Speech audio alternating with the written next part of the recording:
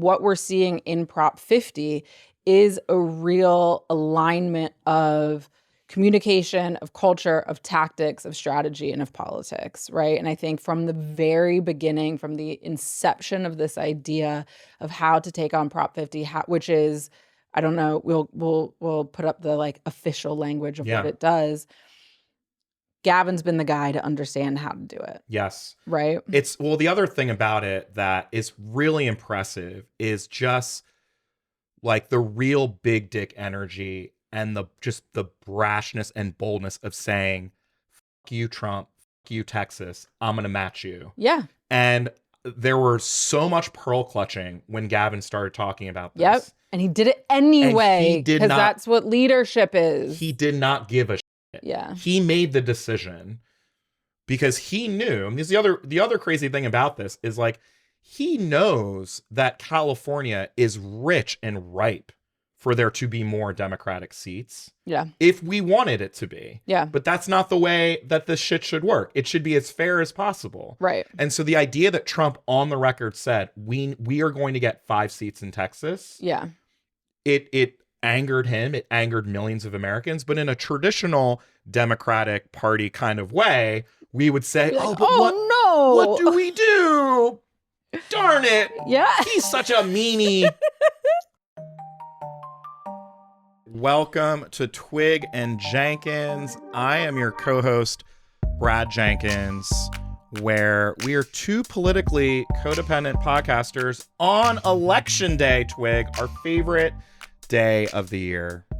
It really is. Well, sometimes. Some years, it's my favorite day of the year. I think it's my favorite day of the year. I mean, not counting like holidays and birthdays. Oh. But it's my favorite. It's like my favorite day of the year. I love election days. I do love to vote, which is, it's one of my favorite activities. So I love the results. I love the kind of anticipation. I love the scrambling. There's always a sense of scrambling, adrenaline junkie. The adrenaline of an election day. Although it's been so many years since I've actually worked on a campaign, it feels like watching like basketball or baseball. You're like, your body starts to feel the way, Ohtani feels when he hits 3 home runs in one game. The fact that you have not talked to me about the World Series at all, and we were hanging out last night, this morning, is actually really fascinating. It's incredible. This is the holy trinity of sports right now. Yeah. You've got the World Series that just wrapped up. You got basketball season that just started. You got mid-season professional football, college football. You've got it all. And we also have an election day. Carrie, Twig, how are we feeling about this year's election day? This is the, I also love this year because it's the off year New Jersey, Virginia election. Me, a very proud New Jersey boy who went to college in Virginia.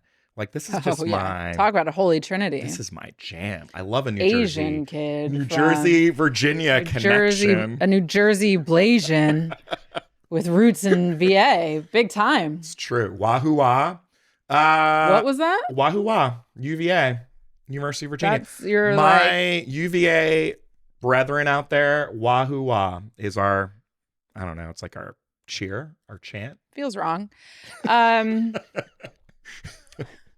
I'm excited on election day when I feel like the elections have been well run. And so I don't always feel that way. So I feel like we've seen some of the best electioneering I've ever seen this year. Yes. Or I've seen in a long time. I'm obviously so hype, as we've talked about multiple times, about Zohran Mamdani and his election to be mayor of New York City, a town that I love and lived in for many years. And so, and is the home of some of my closest friends. So that I think is really fascinating, cool. And there could just be like case study after case study of the way that he ran that campaign and how well he did.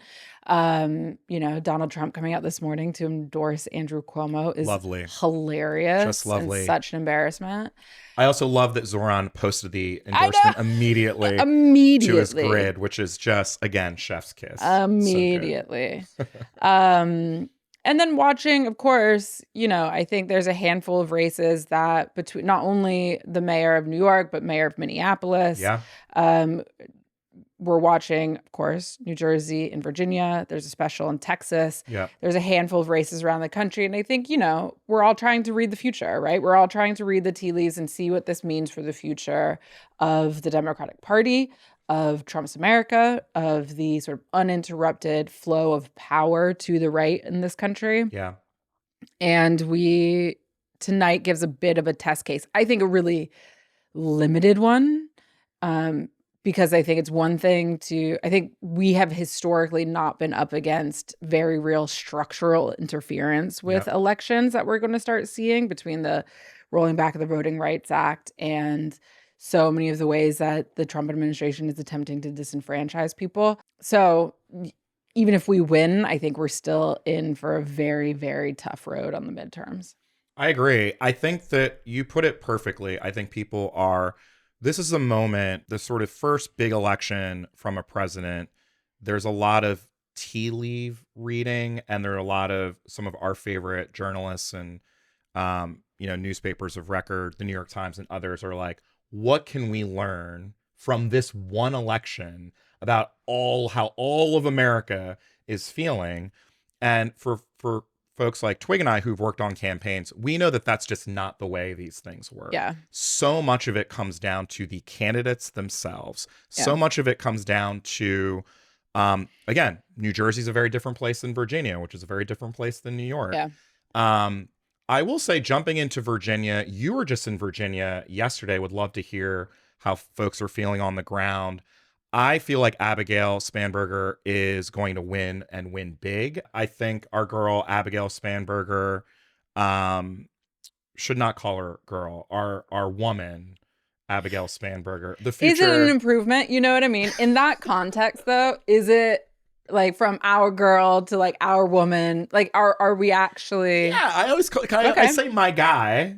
Yeah. And so it's my girl. I think in that context, my girl has the same, our girl, our guy, our boy. I just don't want anyone to think that I am, being diminutive. Yeah, infantilizing the future governor of Virginia, the Commonwealth of Virginia. Abigail is running a really great campaign. I think that she's focused on cost of living, and she's focused on, again, just seeming as someone who's served her military, someone who has, experience serving her government, just seeming very competent. And she is lucked out in running against someone who just seems, there's no other way to put it, like batshit crazy. Our other girl, Winsome. The only thing that Abigail Spanberger who is also a Marine, absolutely, but who has been caught on camera just wiling out, right? And just blacking out and just going crazy. And that has been the vast majority of the messaging I've been seeing. Speaking of watching the World Series, speaking of watching the NBA, all of the ads are attack ads of Winsome just wiling out, right? Well, and Winsome's answer for it, she's like, they're trying to make me look unprofessional. What?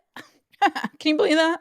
And it's just sort of like, that's not an answer. It's not an answer. It's not an answer, babe. It's not an answer. I think the other big, both in Virginia and in New Jersey, reproductive freedom has been sort of the core messaging of both Spanberger's and Mikie Sherrill's races. For good reason. Women are coming back into the Democratic Party, particularly young women are kind of driving that. And so, again, pointing out what she stands for, which is, again, limited protections against women's reproductive freedom. It's just working. And the polling, young people are fired up for Spanberger in a big way. I think she wins by at least 10 points or more, which is huge in a state like Virginia. So that's great. You were just in Virginia. I was just in Virginia. I was in Northern Virginia in Falls Church with some young content creators in SEIU yesterday. I mean, the energy on our side was really good, to your point. And these young folks aren't necessarily like political or news content creators. And so them being kind of mobilized and self-inspired to participate in the campaign is really cool and really exciting. I mean, Virginia has a lot of colleges, has a lot of young people, has a big immigrant population. Particularly, she's going to need to run up the score in Northern Virginia. But there's also a lot of like heavy industry and military and Black communities in like coastal Southern Virginia that are a real stronghold of Democratic support. And so hopefully we're going to see a lot of that campaign really effectively maximize those areas. And to your point, I think the reproductive freedom and I think abortion access is such an interesting point, right? There was this entire sort of backlash in 2024 to the way that abortion became a really central political issue, right? Post Dobbs, we saw midterms be really defined by access to abortion. It sort of ebbed as a center of importance and center of political gravity in 2024, which led a lot of people in the sort of post-mortem analysis to be like, we should never have run on abortion. Yes. And then now you're seeing it turn back up. And I think part of the reason why you're seeing it turn back up is because it's a lot harder for Trump to make his case this year that he is not trying to daddy government you and not trying to control you now that he's been president for almost 8-9 months, right? In 2024, he was out there being like, I don't care what you do, babes. Yeah. I love you, you know? Like, I want you to have beautiful babies because you're so beautiful. But I'm not in it like that. Let the states decide. I'm not trying to be this overlord. And I think a lot of people believed that. Yes. And or a lot of people, if they didn't believe it, they were willing to think that it just was an issue that was going to be off the table. And so everything he has done over the course of the second term presidency has indicated very strongly that he absolutely is controlling how you get to live your life, that this version of the Republican Party wants to micromanage all of us to death. What you read, what you watch, what job you can have, words you can say. They have shown over and over again that they want to police us into the most micro levels of our individual lives. And so you can no longer convince people that you are not trying to dictate how and when and under what conditions people get to have families or not. And so I think that's part of why we're seeing it resurge so much, particularly for young women, but I think for young people in general as a campaign issue. And it'll be interesting to me how that continues over the course of the next year into the midterms. Couldn't have said it better. I think you're right. And I also think that it's just looking at, and I love the other thing when I say, this is my favorite time of year, most people hate watching attack ads. I love them. You love it. I love attack ads so much. I think that a lot of them are hilarious. I think that they're so dramatic. They're so poorly shot. The music is always like just overly dramatic to the point where it's really laughable. Bad. And I love them all. But I have to say, almost every Democrat running that I'm seeing, women's reproductive freedom is what they're running on. It's that and it's cost of living. Yeah. And especially in Virginia, I think, Virginia is a state where we've had, well, as we're speaking right now, there is a Republican governor, a Republican AG, a Republican lieutenant governor. And, Virginia, much like New Jersey, is a state that kind of swings back and forth depending on who's in power. It's a very real, who's the incumbent? Oh, let's switch it up. Yeah. Let's see what the other party can do. Which gets us to New Jersey, which is much tighter. Much tighter. Twig, I would love, as an outsider's perspective, you've never spent nearly as many years as I've spent in the great state, the Garden State of New Jersey. How do you think, as an outsider, what do you think of the state of New Jersey? I mean, nothing but stereotypes, right? So I'm just like Italian dudes, hot peps. The little bit of labor union stuff I've done in Jersey was that. Mm-hmm. It was like real white ethnic, deep in it, like literally stereotypes, like red and white checkered table lunches and negotiating basically pay for play deals with labor unions and like begging them to occasionally consider an apprenticeship program where women could participate. Mm-hmm. And some really rough and tumble Black leadership. The political director. I think one of the years that I was at the DNC, the political director was the former Secretary of State of New Jersey. I'm going to have to look up her name. We'll put it in the captions. We'll just put a little graphic. And she was very very clear about the transactional nature of politics in specifically black politics in New Jersey, of which there are versions of all across the country. But I think it just existed in a broader context. So that's basically all I have. I'm like, you're kind of close to Philly. You're kind of close to the shore. Went to the shore once with my ex-boyfriend, and there were a bunch of Confederate flags, which caught me off guard. Oh, yeah. So like, I don't know. I don't have. You nailed it. I think you pretty much nailed it. You hit New Jersey. I mean, like, these stereotypes come from a real place.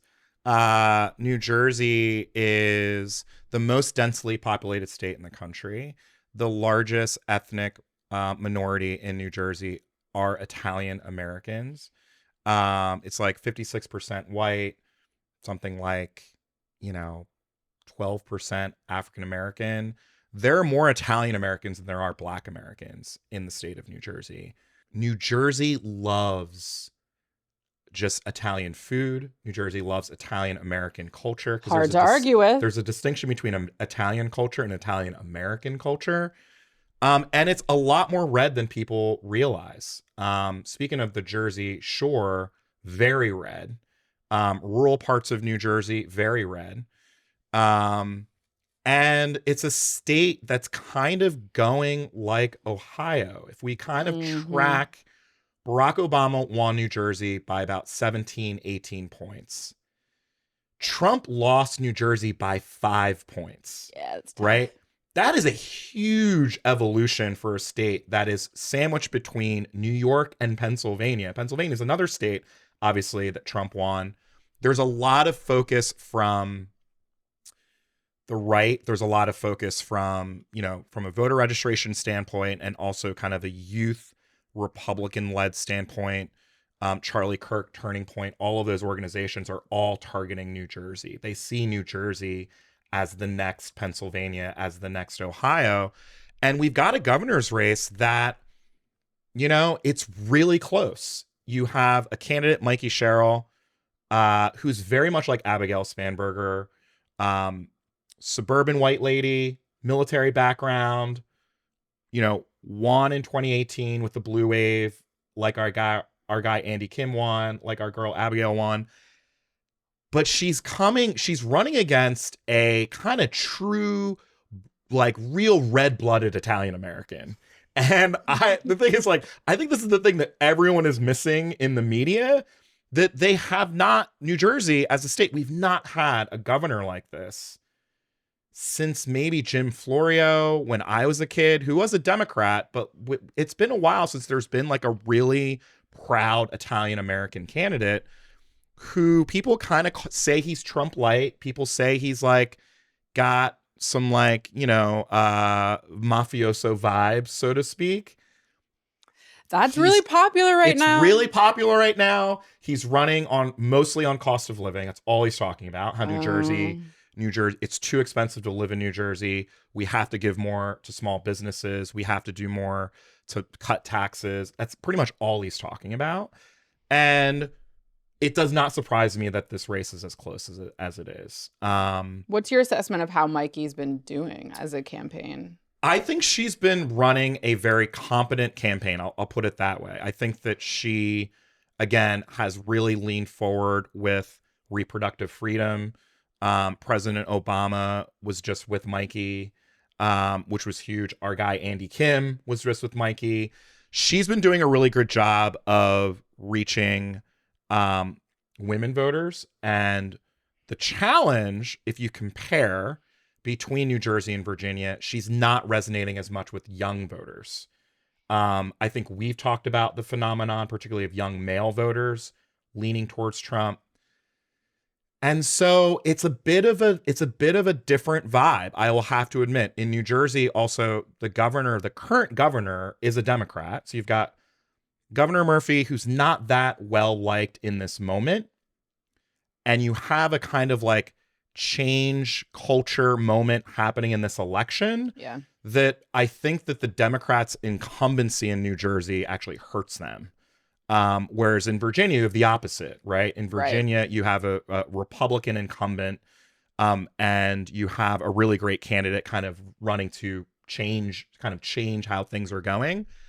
So all this to say, I hope Mikie wins. By the way, I feel like I'm doomsdaying here, but the polls that have been out, I think Democrats are kind of saying we're going to win. We're going to win.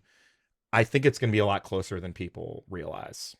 Well, I mean, the polling is pretty tight. So there has been polling, but weirdly, I was just listening to a podcast. I never listen to political podcasts, but I do for elections. And they were calling some of these recent polls outliers. Interesting. And I believe one of the most recent polls that I think I sent you was actually a National Republican Senate committee poll. So I think that there's been a little bit of like, well, these aren't like real polls. And people feel a lot more confident about Mikie winning than I think I do. So, but you're right. There have been the most recent polls that have come out has shown it as close as 5 points, as close as 2 points. Mikie has been up double digits when this race started. Right. So it's a real narrowing of the gap. And we will see. I think what will be put to the test are what get out the vote looks like in 2025, what money gets you in 2025. Trump and all of the Trump aligned super PACs just poured in late money, as they always do, all for get out the vote efforts. And so what does that mean in 2025? Are people knocking doors in 2025? Who knows? Right. But I think it's going to be really tight. It's going to be really tight in Jersey. Yeah. And I mean, one of the things that Trump really excels at is finding sort of unseen voters, right? His ability to mobilize erratic voters is really powerful. Yeah. And so if that translates to other candidates, that'll be really interesting. I also think it'll be really interesting, to your point, in New Jersey with an incumbent Democratic governor and Democratic brand being so low right now. Yes. And confidence in Democrats being so abysmally low, and the opinions of national Democrats being so abysmally low, if that has an effect on candidates, I right? think it will. Yeah. And I think that is much more applicable to someone like a Mikie Sherrill than it is to an Abigail in Virginia, because there is, despite them both being quite adjacent to DC and sort of in the same sort of media ecosystem, it is that incumbency issue that might be a little bit of an albatross around the neck. I think that that's right. I think the other thing, sorry to cut you off, I think the other thing that I forgot to mention in New Jersey, very big Latino population in New Jersey. The other thing about New Jersey, it's what I say, it's like should be an early primary state for presidentials. It is almost an exact representation of America as a whole, like the demographics. And there's very large Latino populations in counties like Passaic. These are counties that went real hard for Trump. It surprised a lot of people on election day. The Latino vote moved towards Trump in a major way. So the other thing I'm looking at, given what's happening with ICE, given what's happening in disappearing families across the country, will that have an effect on the Latino vote? The polling shows that Mikie is doing very well with the Latino vote compared to what Kamala was doing. But this is an off-year election. There's a very big difference between polling and turnout. And this is the thing that the cliche you hear every election cycle. It's like, will the electorate come out? Will Latino voters come out and vote for Mikie Sherrill is a very big question. And how real is the voter intimidation, right? Because we've already seen plenty of stories in 2024, but in others, I mean, now the threat is so much more real. Yeah. Of like, can you go into, if you have a mixed immigration status family, like, is mom or dad or auntie or uncle or daughter gonna go to a government building to vote? Very good point. You don't want that smoke. Yeah. So you have people who aren't going to work. You have people who aren't leaving their house. You have people who aren't, who are keeping their head as low as possible. And what feels more urgent to you in this moment? Voting for someone who maybe is going to be the governor of a state but can't stop a president, or just keeping your head down, staying inside? Such a great point. This is the reason why you and I were so in on No Kings, and that feeling of community, that feeling of not being afraid, not being intimidated. But you're right. I mean, it's a dark timeline. It's a dark time for a lot of communities. New Jersey, this is the last New Jersey tidbit that I'm sure my New Jersey heads are just really fired up that I'm going hard in the paint for New Jersey.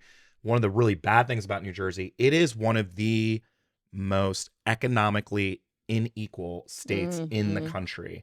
It is a very wealthy state and it is a very poor state. And probably not a surprise, it is fully the color line. White New Jerseyans, I mean, the wealth in New Jersey, particularly in North Jersey, is out of control. But when you look at wealth among Blacks and Latinos, it's so small. It's really bad.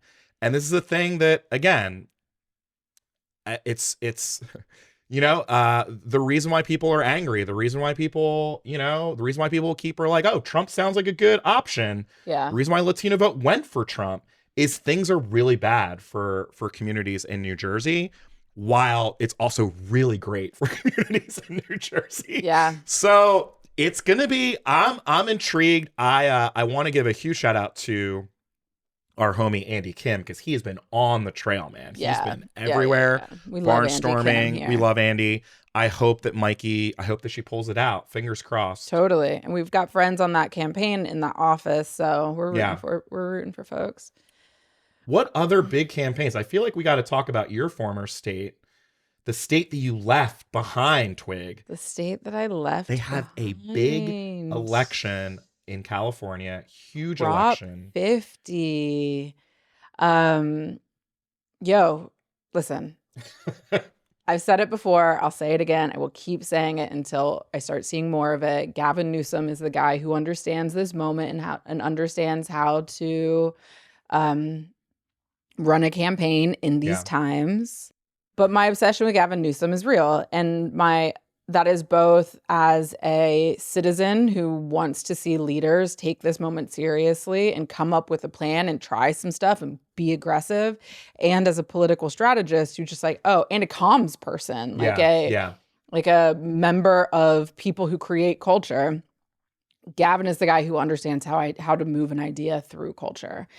And so he's absolutely crushing it. And what we're seeing in Prop 50 is a real alignment of communication, of culture, of tactics, of strategy, and of politics, right? And I think from the very beginning, from the inception of this idea of how to take on Prop 50, which is, I don't know, we'll put up the official language of what it does. Gavin's been the guy to understand how to do it. Yes. Right? The other thing about it that is really impressive is just like the real big dick energy and the brashness and boldness of saying, fuck you, Trump, fuck you, Texas, I'm going to match you. Yeah. And there were so much pearl clutching when Gavin started talking about this. Yep. And he did it anyway, because that's what leadership is. He did not give a shit. Yeah. He made the decision because he knew, and the other crazy thing about this is he knows that California is rich and ripe for there to be more Democratic seats. Yeah. If we wanted it to be. Yeah. But that's not the way that this shit should work. It should be as fair as possible. Right. And so the idea that Trump on the record said, we are going to get 5 seats in Texas. Yeah. It angered him. It angered millions of Americans. But in a traditional Democratic Party kind of way, we would say, what do we do? Darn it. Yeah. He's such a meanie. But we play by the rules, so there's nothing we can do. Whereas Gavin said, no, fuck this. We're going to change it. Yeah. And by the way, they're screaming. Yes, I'm screaming. Sorry, Beth. By the way, they're doing it for 5 to 5 to match. California could do way more than just 5. Yeah. Like if they were as ugly as what's happening in Texas, it could be 7, it could be 8. Yeah. So and to build into the legislation a safeguard where it reverts back to a traditional system. Exactly. Is so smart and so savvy on Gavin's part. And again, we have this conversation a lot, especially with friends or colleagues of ours or people in either politics or culture. there is such a streak of wanting to pretend that what is happening is not happening in Democratic politics. It is shocking. Yeah. And so to see someone like Gavin, who is just like, I cannot abide by y'all's caution.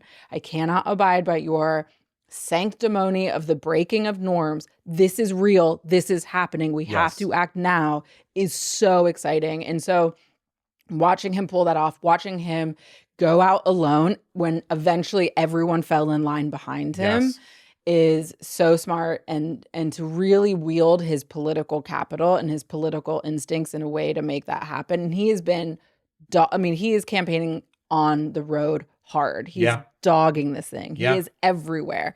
He has shown up on every podcast. He is doing rallies. He is doing canvassing.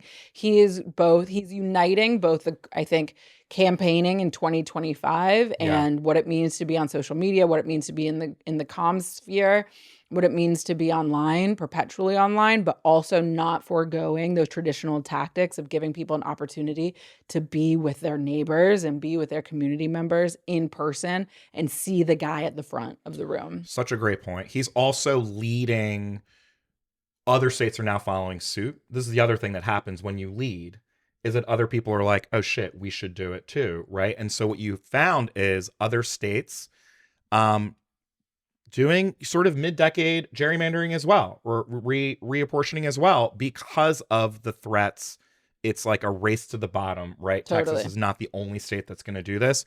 And so how are we collectively, how are governors, how are state leaders collectively working together to ensure that we're not going to let Donald Trump steal this election? I mean, that's fundamentally what this comes down to. Yeah. How are we going to make sure that we don't just sit on the sidelines and say, oh man, they cheated us again, and we have a real plan?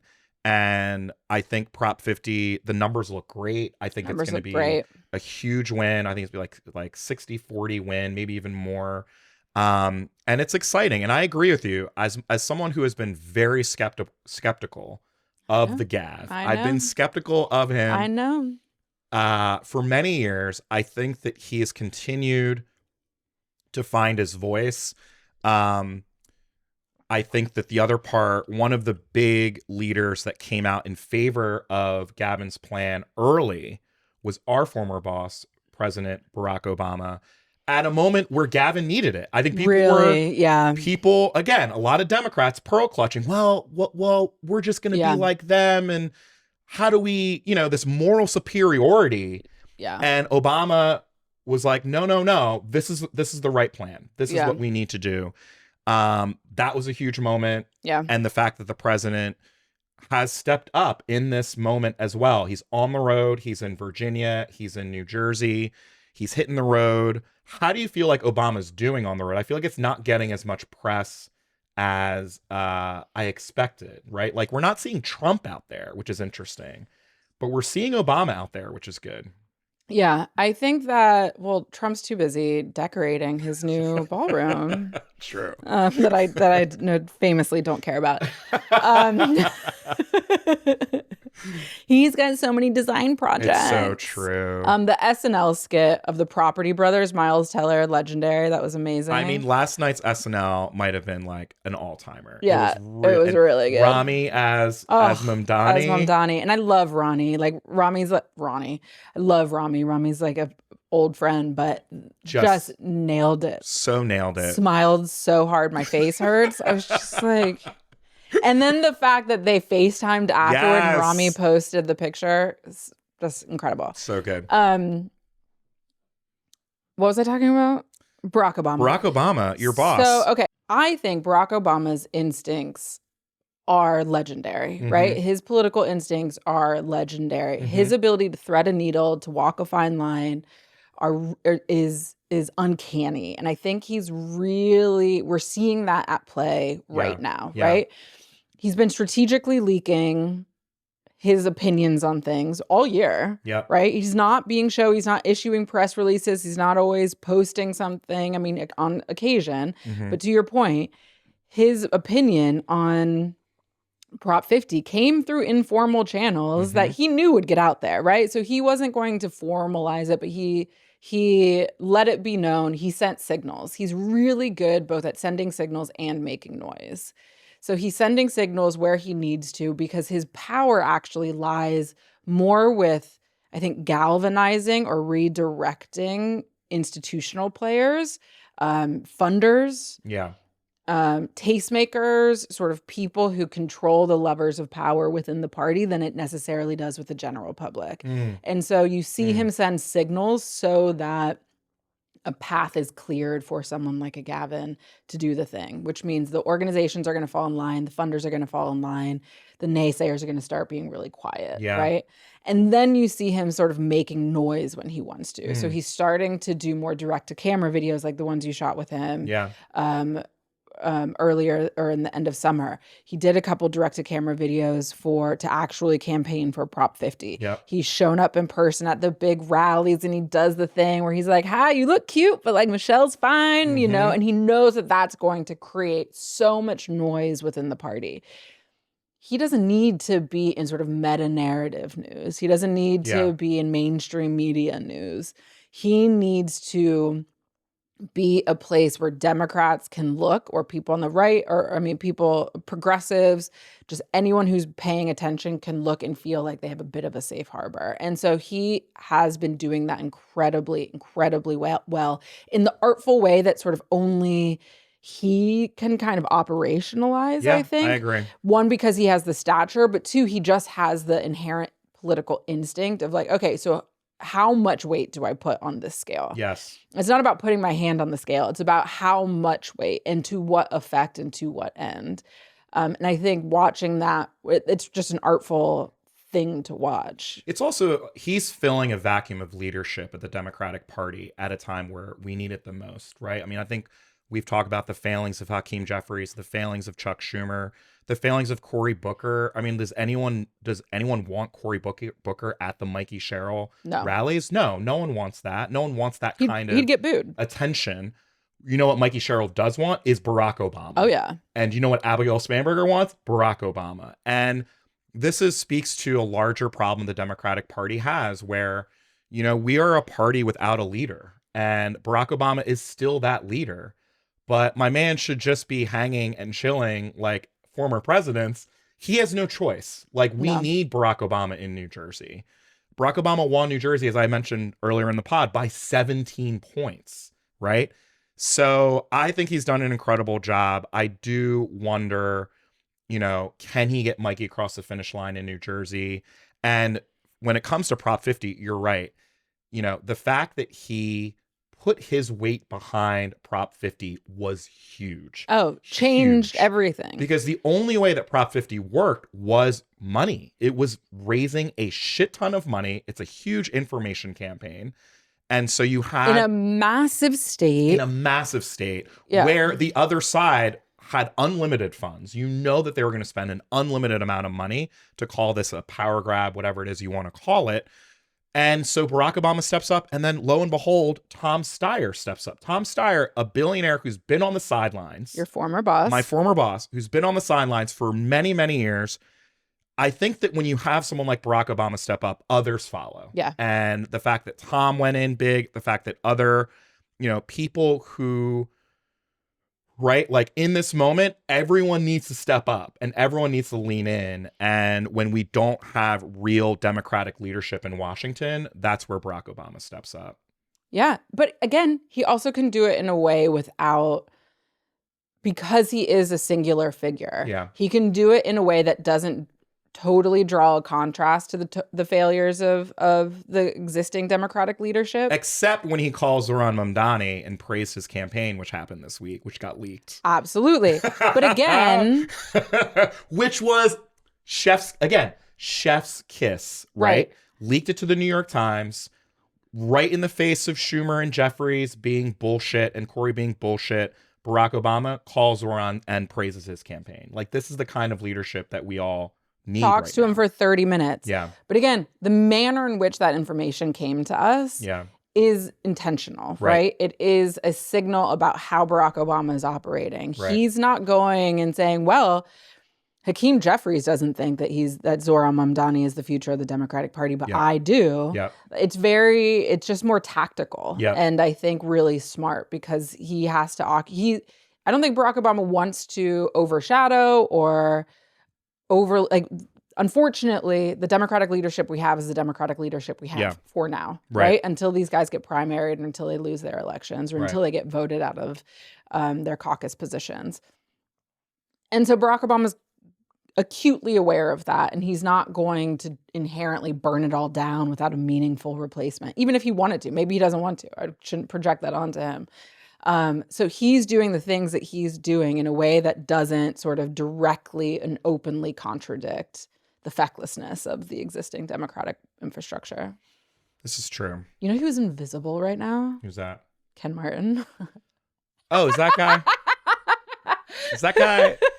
Does he still have a job? What happened? What happened with the DNC? Guys, there was so much excitement about the DNC. Remember when we interviewed every candidate for the DNC chair race? That was the thing that happened. Yeah. So speaking of our guy, Mamdani, what are your, the SNL sketch with Rami. So incredible. He's closing in such a beautiful way. Just this morning, there was reports of a surge of youth voters voting early, one of the largest youth vote in a Democrat or in a mayoral race in New York City in years. How do we put a button on this Mamdani campaign?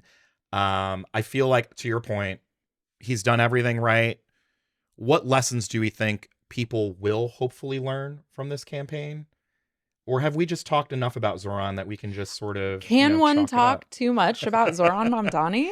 I don't know if that's possible. Yeah. So I think a couple things. I think that one of the things that Zoran has hopefully demonstrated and modeled for anyone who's looking to run for office is that it really, really helps if you are good in 30 seconds, 3 minutes, 30 minutes, and 3 hours. Yeah. No matter what format you put Zoran in, he is going to be he knows exactly how to participate in media, right?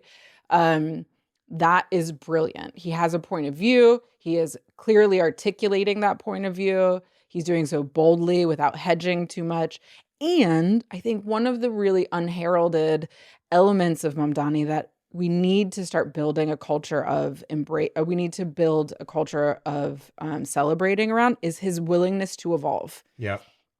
He has the policy positions he does, but he's also saying, I'll talk to you about it. Yeah. Please tell me if you think I'm wrong, or like how we could actually operationalize this and make this work. I'm willing to listen. I'm willing to learn. I'm willing to grow. Tell me why what I'm thinking doesn't make any sense. Yeah. And I think we are overly precious about locking into a particular policy. And then if you evolve that policy or you grow it, you expand it, you change it, you become we love the flip-flopper, right? Yeah. You're abandoning a priority. And I think that he is modeling policy aligned with values, but still being open to that policy so long as it achieves the value, right? I couldn't agree more. Yeah. And that, I think, is a really powerful thing that anyone looking to run for office or anyone advising a candidate or advising an elected really needs to lock into. And then third, I think the thing is really going to be not the campaign. I think it's going to be how he governs, right? Yeah. So who is he selecting as his deputy mayors? What does this transition look like? Who does he meet with first? How does he embrace or not certain constituencies that really align themselves against him, and make common peace with them, right? Or make common purpose with them. And I think, based on everything we've seen, it's going to be a pretty elevated and nuanced and... He's made big promises is the thing, right? He's made some very big promises. And I think that's sort of what the SNL sketch got at, which was like, I've got really great ideas. I don't know how it's going to happen. Yeah. Right? Which is something that you and I have always called for from our Democratic leaders, is to be aspirational, right? And to put it out there that this is what we should all aspire to do. He's going to be held to a high standard of, okay, you promised all these things. You promised free transit, free this, free that. How are we actually going to make this happen? So that will be number one. And then number two, I think it just has to be said, because this is what Twig and Jenkins is for. The unprecedented amount of money spent against Zoran, the unprecedented Islamophobia, the unprecedented chasm, I would have to say, in the Democratic Party along the lines of those who support Israel, those who supported a ceasefire in Gaza. That fissure really revealed itself in this primary, and you saw in the primary, first off, in the primary, and then in the general election. Yeah. And so it was a fascinating thing for me, like when Zoran won the primary, in any other election, it would just be over. Yeah. It would be over. And people would say, you know what? He Absolutely. Absolutely. He won. But this was such a unique case where the moneyed interests who refused to let this issue go, who refused to say, you know what is more important than the Democratic winning the mayorship? Zoran Mamdani losing. Yeah. And staking their brand, staking their name, staking their money behind beating Zoran, right?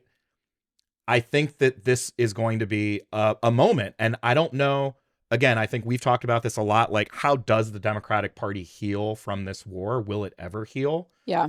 And I think Zoran and his administration, I think a lot of this will fall on his shoulders. I think there's a lot that he can do as mayor to really repair those wounds. I think you're right in like learning.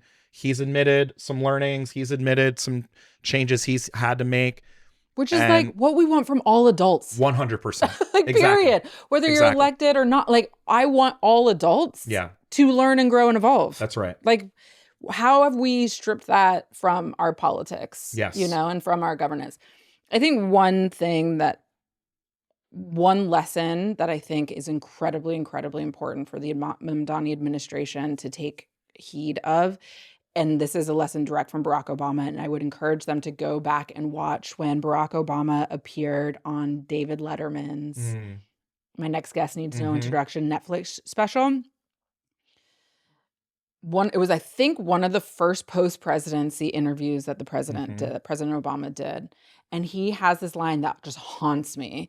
And he talks about how he won the presidency in no small part because of his ability to communicate ideas and to tell a story and to remind Americans about what was possible and where we were going and why we were going there.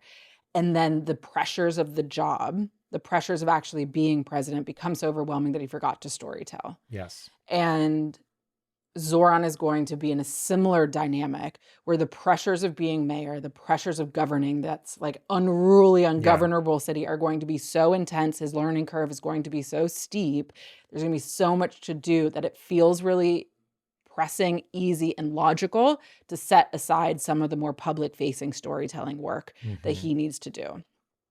But it is imperative that he not do it. Agreed. And whether you evolve it, you find times for kind of greater impact things that are lower lift. I don't know what the structure is, but if I could say one thing, it's just learn that lesson of Obama 1.0 that made his reelection so much harder than it was the first time. Do not forget to storytell. Do not forget to look out and remind people and continue on the momentum that won him the election, to persuade people and bring them along into your vision and to explain to them what is happening, what you're working on, why, and what the vision is, how it's evolving, but how it's also intact. That I think is going to be imperative. And it's so easy to set aside because the job is so hard. Yeah. Yeah. And he's already so tired. Yeah. He's going into being mayor exhausted. Yeah. Because he's run a wild ass hard campaign, right?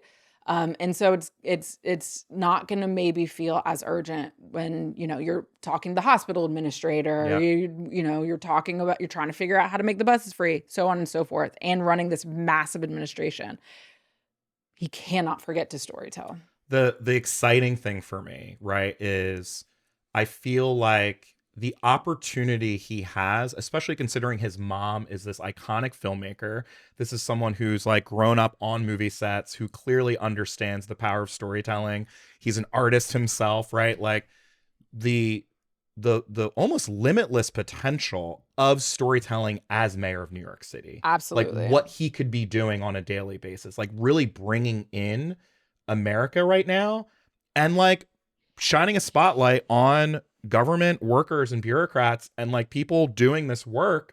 And honestly, like that is what we need. We've been talking about what Trump has been doing with his version of storytelling, right? Yes. Right? His version of ICE, ICE raid storytelling. Absolutely, like action films. Exactly. But I think that we have not had a public official other than Gavin, I think. I think Gavin is doing a version of it, but you're right. What Mamdani has done on this campaign, I've been so impressed by the volume of content. So impressed, right? Like if you were just to do a trend line of all of Zoran's videos that he self-produced, then he's also gone on other people's platforms and compared it to any other candidate that's run for a major office. It's crazy how much output he has. One, it helps that he's very charismatic and he's just great on film. And he's good at it. And he has an intuitive understanding of media. He's also just quick. Like he's practically a trained actor. Like he's very good at doing this. So you play to his strengths, but to your point, it is a commitment.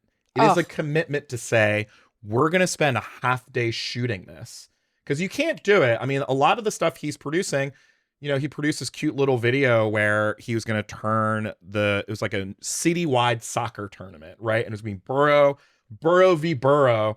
And it all came from an idea that someone had on Subway Takes. And he was like, I love this idea. We're going to turn this idea into a reality.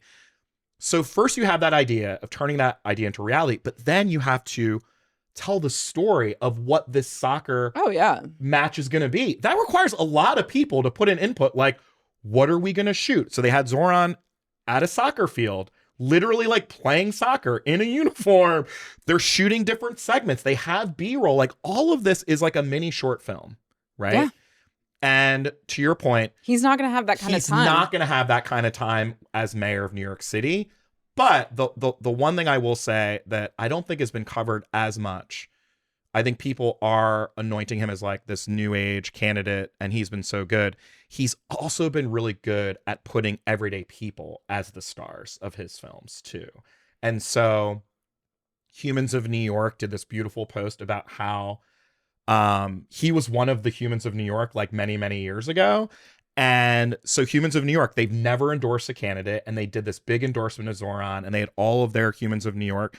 I can guarantee there's going to be some Humans of New York and Mayor Mamdani collaborations with everyday people, with government workers. Like the last thing I'll say is like, a lot of it doesn't have to be him, right? Like this is what we've talked about with the sort of failures of, sadly, the Biden and the Kamala campaigns, right? Like their inability to realize that there are already so many incredible platforms already out there doing this work.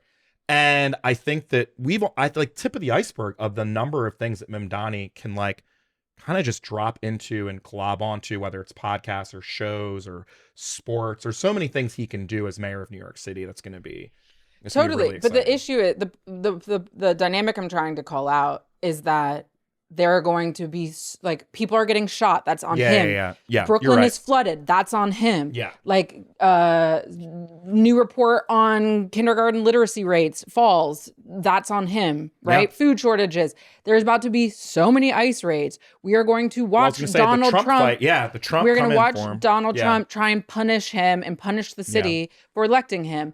That's on him now. True. Right. It is not the fundamental reallocation of his time and the pressures and his responsibilities between being a candidate and being a sitting governor or sitting mayor are radically, radically different, right? And so it's going to be very easy to start making decisions that shooting a video about soccer is not a priority, right? Right. And it's not wrong. Yeah. And yet it's also not accurate. That is not an accurate assessment. And so that's all I'm trying to say, right? And Gav's at the tail end of his governorship. Yeah. He could be governor in his sleep. He's been doing it for almost a decade. Right. It's a fundamentally, totally different thing. Mamdani doesn't even know where the bathrooms are in City Hall. Yeah.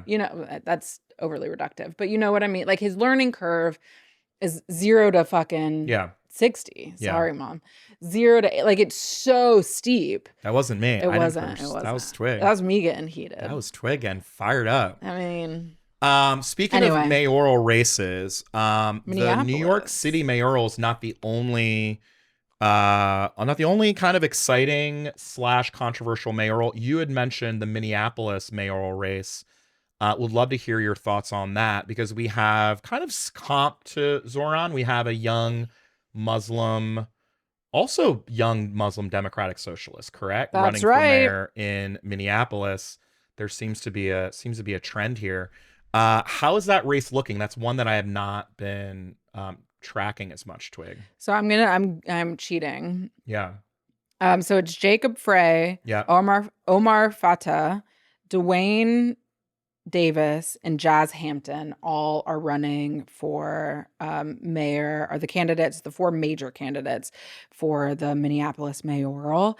And Jacob Frey is the incumbent, and he's being challenged. He's a Democrat. He's being challenged by these other candidates who are also all Democrats. And so one of the things that's really interesting is that the main Minnesota state party, the Democratic Farm Laborers Party, has not endorsed. Right. There are sort of, because it's quite a liberal place, there are almost like a parliamentary system. There's like different factions of the Democratic Party. Omar is the Democratic Socialist. So sort of Cuomo-esque in that you have a traditional Democrat. I mean, Cuomo is apparently not a Democrat anymore, but more of a traditional established Democrat, and then a Democratic Socialist. And it's really, again, I think it's not getting the attention of New York, but it's playing at some of the same intra-party tension that I think is really interesting. And whether, I actually don't know that I have much of an opinion about who should be the mayor, but I am really fascinated about what people are willing to believe and who they're looking to for leadership in this moment. And do they want someone that hews more to a traditional line, or are they looking, like, is socialism and the concept of democratic socialism much more attractive? What is the electorate that turns out? Does that intra-party tension actually bring a different set of voters that signal a different set of desires for these seats? And how will that influence? We have a spate of primaries coming up next year, right?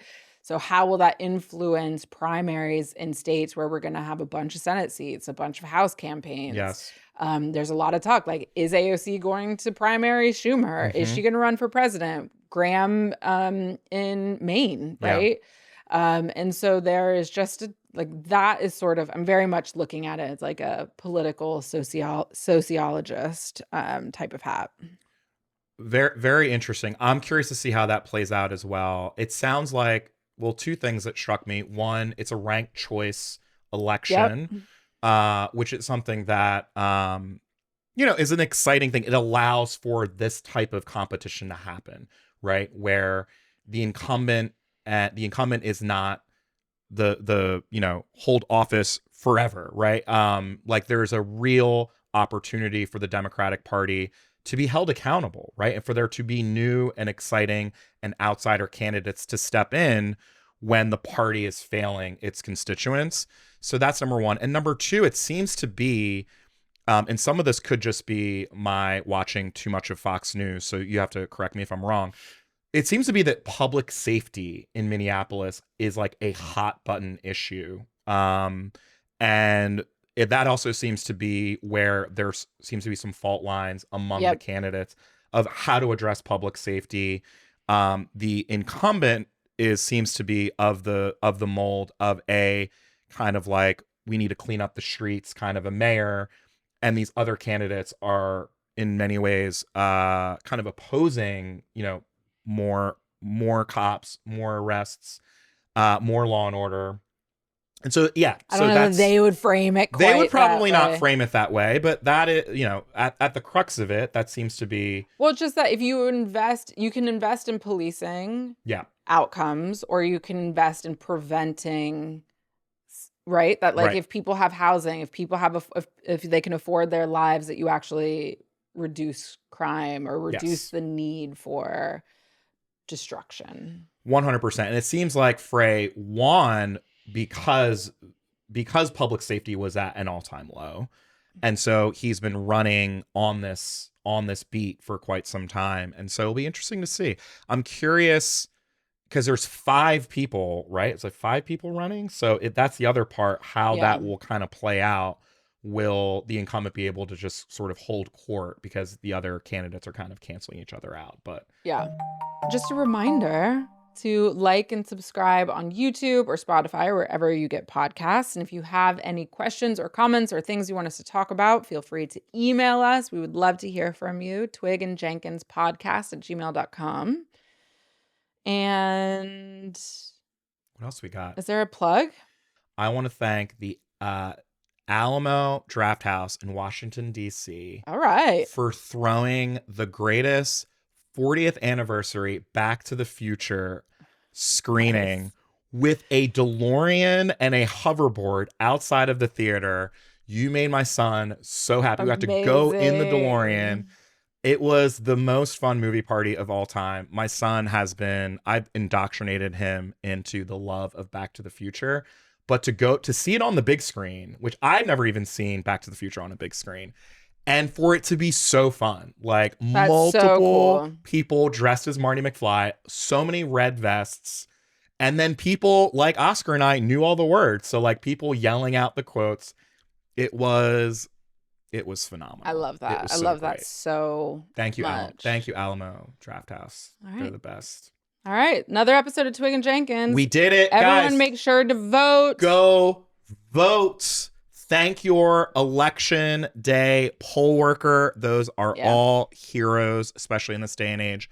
And tell us how your election day went. There are not just, by the way, so many local campaigns. I was just going to say, these aren't barely the only elections. Covered anything. Yeah. There are like, 10,000, 15,000, 20,000 elected seats that are up for grabs come Tuesday. So get out there and vote, and thank your local organizer, thank your local volunteer. Yep. And get out there and vote. There's 500,000 elected officials in the United States.